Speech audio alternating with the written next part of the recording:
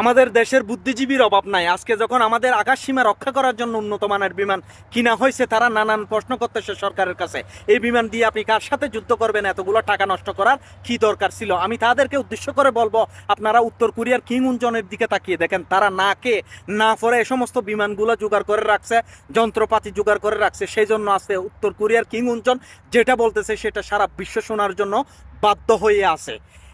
আমাদের দেশের বুদ্ধিজীবীরা শুধু আছে 1971 সালের চেতনা, স্বাধীনতার চেতনা, হাজার হাজার বিলিয়ন ডলার বাইরের দেশে প্রচার নিয়ে ব্যস্ত আছে। এছাড়া এই বুদ্ধিজীবীরা অন্য কিছু করতে পারে নাই।